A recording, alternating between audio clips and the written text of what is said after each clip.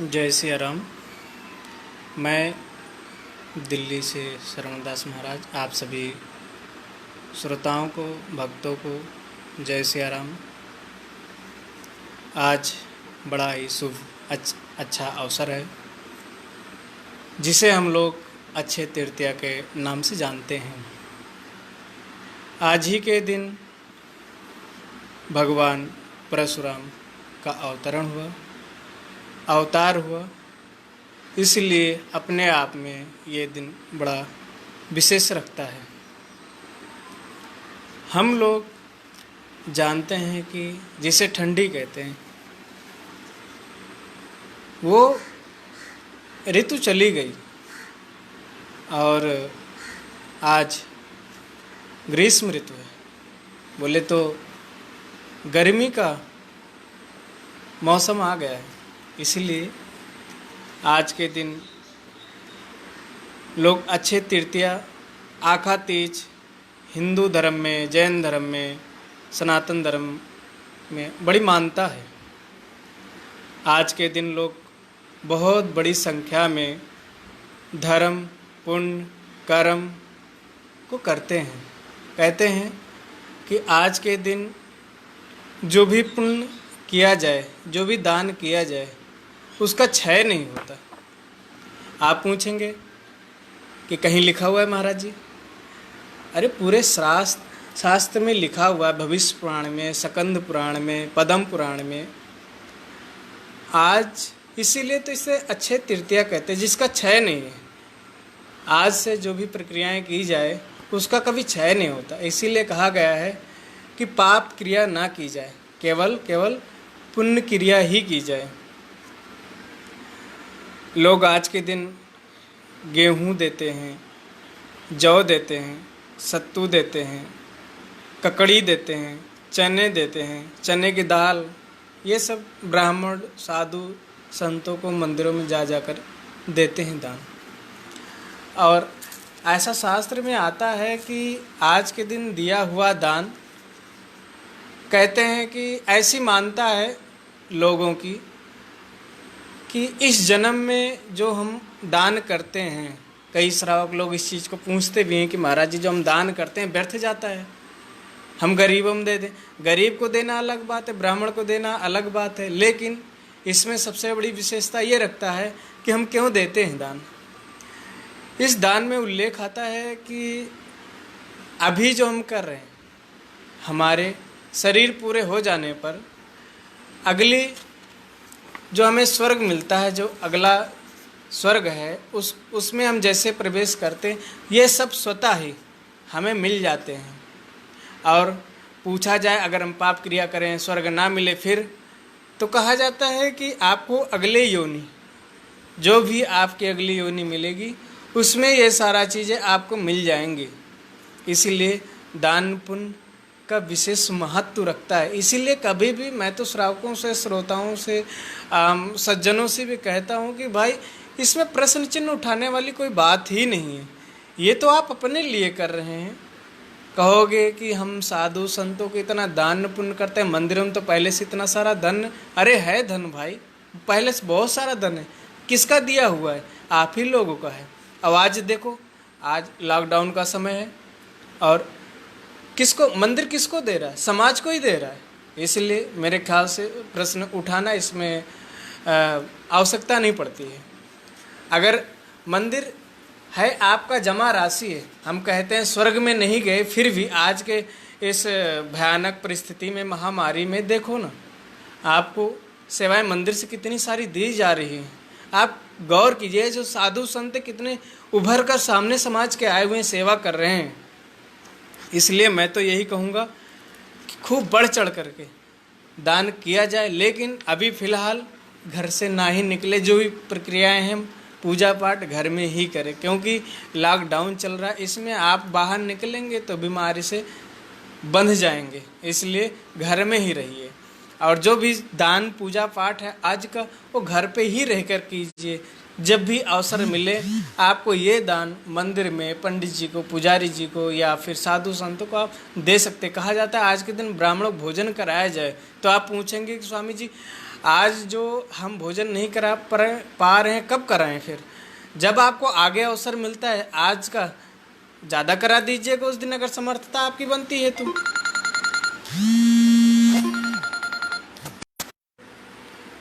दूसरा कहा जाता आज के दिन, आज के ही दिन सतयुग त्रेता युग की जो आज की अक्षय तृतीया, इसी दिन अक्षय तृतीया वाले दिन ही सतयुग और त्रेता युग की प्रारंभ हुआ था। दूसरा, भगवान ने नर नारायण हर ग्रीव परशुराम जी का अवतरण भी इसी दिन ही हुआ था, इसलिए अपने आप में बड़ा महत्व रखता है इस दिन का। ब्रह्मा जी के पुत्र अक्षय कुमार का भी अभिभावक भी इसी दिन हुआ था। चौथा है, इसी दिन श्री बद्रीनाथ जी की प्रतिमा की स्थापना भी हुई थी और लक्ष्मी नारायण के दर्शन भी बद्रीनाथ में आज के दिन ही होते हैं। प्रसिद्ध क्षेत्र स्थल बद्री नारायण के कपाट, कई लोग पूछते हैं स्वामी जी कब खुलते हैं? आज के दिन ही खुलते हैं भाई। आज का सवाल आपके पास आज का ही है। आज के दिन ही बद्रीनाथ जी का कपाट खुलते हैं और कहा जाता है कि 6 महीने तक बंद रहते, 6 महीने तक खुलता है शास्त्र में। और हमने अपने गुरुजनों से भी, संतों से भी ऐसा सुना है कि 6 महीना नारद जी आम देवताएं पूजा करते हैं और बाकी दिनों में हम सभी लोग, संसारी लोग जाते हैं पूजा करने के लिए।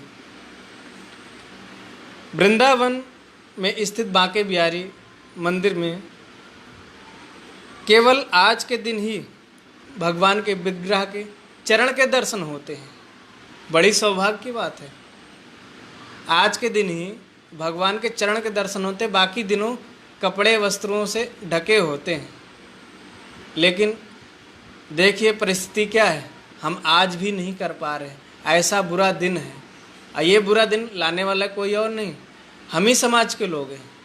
क्योंकि जब हमें मानव शरीर मिली है तो हम इसका सही सदुपयोग ना करके दुरुपयोग करते हैं। इसीलिए ये महामारी, बीमारी, देखो आज परशुराम जयंती है, मैं तो क्या सभी संत बोल ही रहे हैं कि महाराष्ट्र में जो घटना घटी है, शायद किसी के आँखों से आंसू नहीं बल्कि खून के आंसू बहते हो। क्या भारत जो सोने की चिड़िया कही जाती थी, जो संतों का ही घर है भारत, जहाँ हर व्यक्ति, हर बाला और हर बच्चा शंकर और राधा है, ऐसे भारत में ऐसे कुकर्म होते हैं और साधु संत की हत्या हो जाती है, तो क्या महामारी बीमारी फैलना गलत है क्या? ऐसे ही फैलेगी और सृष्टि का विनाश हो जाएगा, क्योंकि हम ध्यान तो देते नहीं, बस जहाँ भीड़ देखे वहीं लग जाते हैं। क्या हो रहा है इससे हमें मतलब ही नहीं। हम कई बार फेसबुक आम मीडिया पे आता है, छोटे तब के लोग भी करते हैं, तो क्या होता है हम अनदेखी कर देते, उस पर अमल नहीं करते।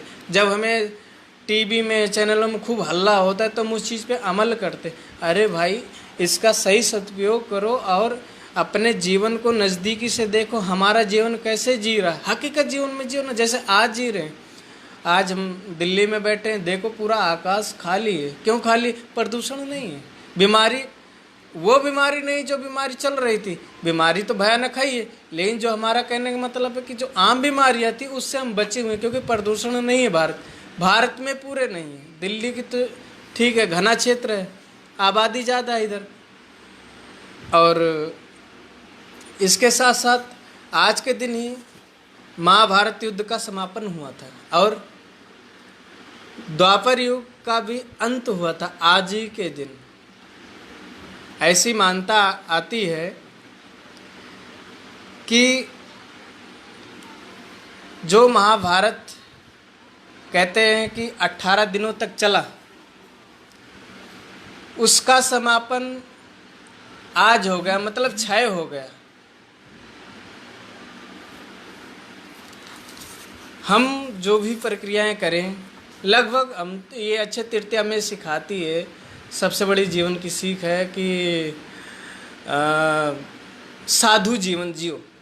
हमने भी पिछले पोस्ट में अपने डाला था, कई भक्तों ने, कई लोगों ने मुझे संदेशा अपना भाव दिया कि हमने उस पर लिखा था कि भाई जो भी साधु जीवन जी रहा है अपने अपने थोड़ा सा बहुमूल्य विचार दे। इससे क्या होता है कि हम अपना भी विचार उसमें शामिल कर सकते हैं। तो काफ़ी लोगों ने बड़ी बड़ी गद्दियों से, मठों से और बोले तो साथियों के भी हमारे काफ़ी ऐसे संदेश आए कि महाराज साधु जीवन तो केवल कई बार देखते हैं कि साधु ही नहीं जी पाता है, तो हम गृहस्थी कैसे जिएंगे और जीने का क्या तरीका है। तो हमने कहा कि देखो भाई, इसके बारे में तो अक्षय तृतीया पर हम बात करेंगे और उस पर लगभग हम सभी को जोड़ेंगे, क्योंकि अब समाज के बीच में आवागमन बंद हो गया हर व्यक्ति का। तो एक यही सोशल मीडिया के जरिए, फेसबुक है, व्हाट्सएप वगैरह, इसी के जरिए से हम हर व्यक्ति के पास पहुँचे जा सकते हैं आसानी से और अपनी बात को हम पहुँचा सकते हैं और लोगों की बात हम ले सकते हैं। तो हमने उनको बताया कि जो सत्तू दान है अक्षय तृतीया पे, विशेषकर बिहार में, यूपी में, आम गांव क्षेत्र में, क्योंकि पहले क्या होता था कि शहरी लोग नहीं थे वहाँ पे, गांव के लोग क्या सत्तू, चने आदि। दक्षिण भारत में तो बड़ी विशेषता है अक्षय तृतीया का। परशुराम जयंती बड़ी धूमधाम से मनाते बड़े बड़े मंदिरों में, और हम उत्तर भारत के लोग थोड़ा क्या है ना कि आस्था तो रखते हैं, लेकिन जहाँ थोड़ा सा पैसे का होता है कि तो ये होता है कि भाई हमें क्या देते तो नहीं। एक बार मुझे किसी ने पूछा कि मंदिर में तो इतना सारा पैसा आता है, क्या होता है। हमने पिछले अपनी बातों में बताया कि भाई मंदिर लेता है तो बुरी स्थिति मंदिर देता भी है। ऐसा नहीं कि साधु ब्राह्मण ले रहे हैं तो उसको अपने सेवन में। कबीरदास जी ने कहा कि वृक्ष कबहु नहीं फल भके, नदी न संचय नीर, परमारथ के कारण साधुन धरा शरीर। ये जो चीज़ें ये अपने लिए नहीं है, मात्र समाज के ही लिए हैं, अपने के लिए। वृक्ष क्या कभी फल खाता है क्या? कभी नहीं खाता है। नदी जल नहीं पीती। साधु का जो वैभव है वो अपने लिए नहीं है। कई बार हम देखते हैं कि जो आम गृहस्थों के पास नहीं, वो कई बार बड़े बड़े मठों में दिखता है। साहब मठों में जाके साधु जी को देखो, जो योगी जी वो क्या है, आप डबल बेड पे लेटते हैं, वो देखो ज़मीन पर लेटते हैं। ये हकीकत का जीवन है। मैंने तो अभी एक महाराज जी थे, भास्कर जी महाराज, उनके साथ में मैं झारखंड गया हुआ था।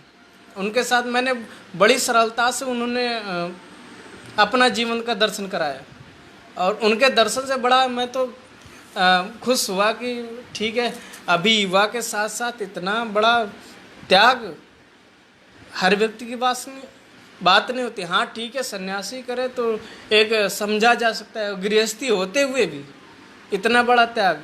तो मेरे ख्याल से आज का हर व्यक्ति साधु जीवन जिए तो अच्छा होता है।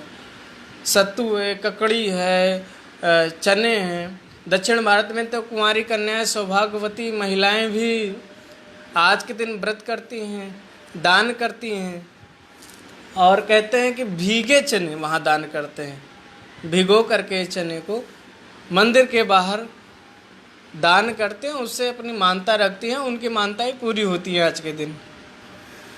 तो आप लोग लाइव में हमारे साथ जुड़े, बड़ा अच्छा लगा, और अपनी बात हम आप तक पहुंचाए। बस जाते जाते निवेदन हम इतना ही करेंगे कि जो आज का दिन है, ज़्यादा से ज़्यादा दान करें, ज़्यादा से ज़्यादा पुण्य करें, कर्म करें, पुण्य कर्म करें। पाप कर्म के लिए हम नहीं कहेंगे, केवल मात्र पुण्य कर्म करें, और उससे आपका पुण्य कभी क्षय नहीं होगा। आज से समझ लीजिए कि आपका दिन दूना रात चौगुनी ऐसा धन प्राप्त होगा। ऐसा ऐश्वर्य मैं आपको मिले कामना करता हूँ भगवान से। और देखिए, दुर्भाग्य है कि सारे मंदिर भी बंद हैं।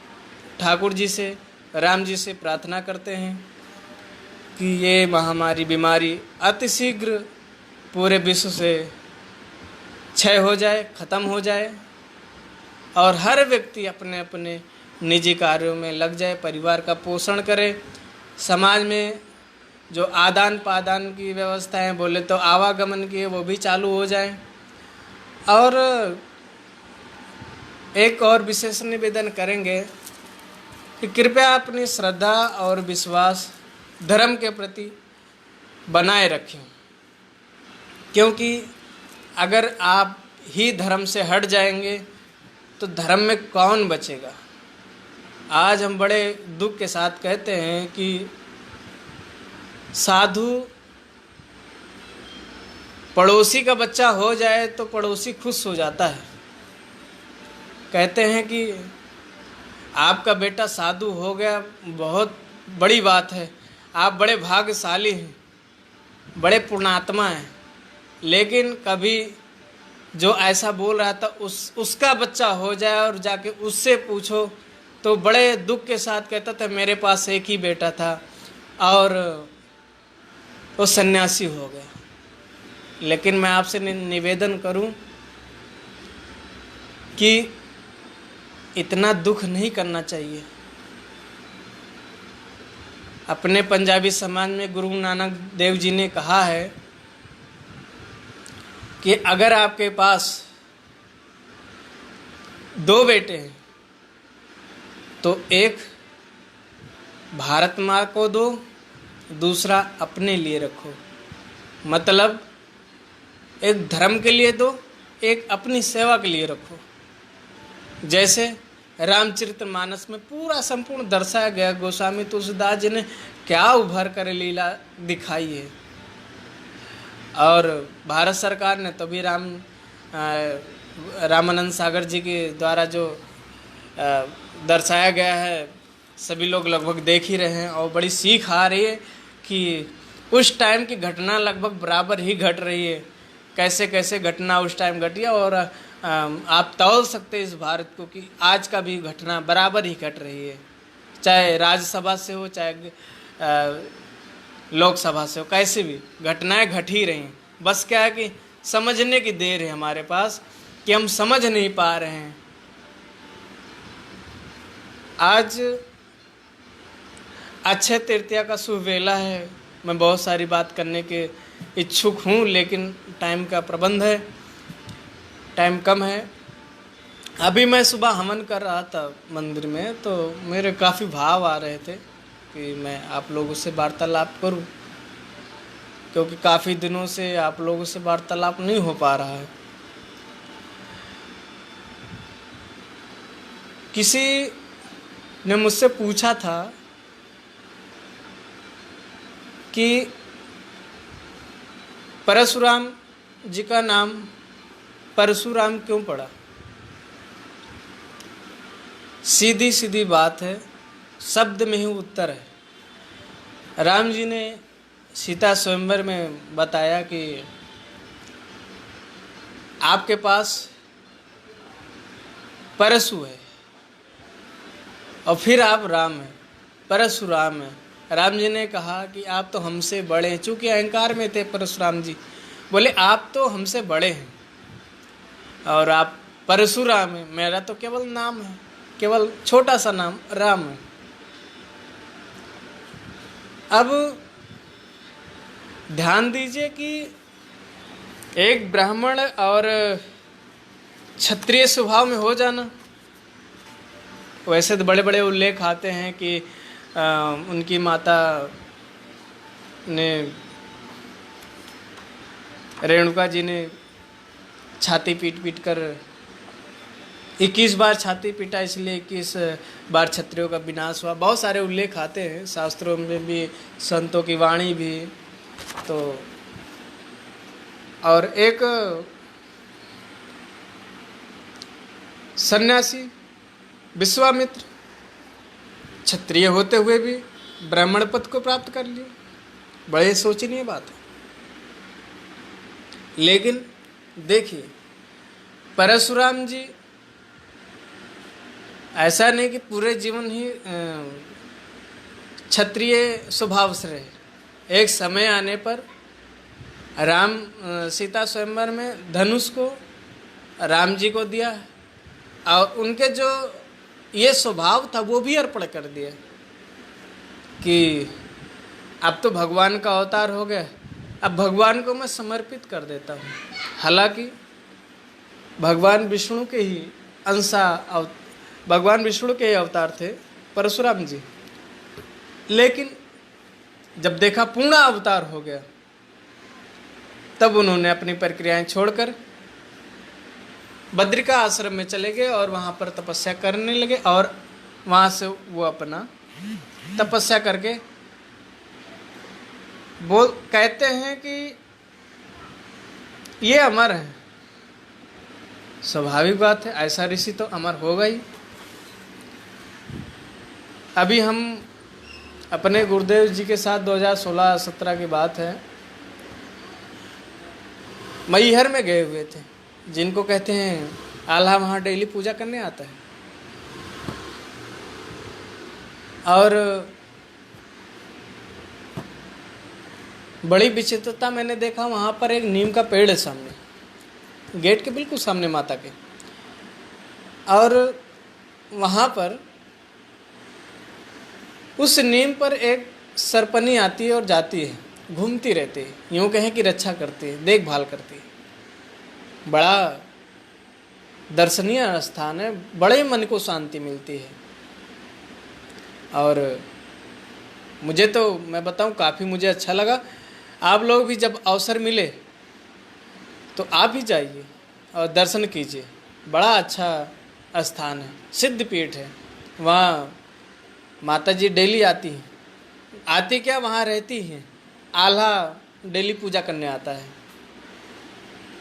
तो आप सभी को इसी अच्छे तृतीया और परशुराम जयंती के साथ बहुत बहुत बधाई, बहुत बहुत साधुवाद, धन्यवाद। जय सिया राम, जय सिया राम।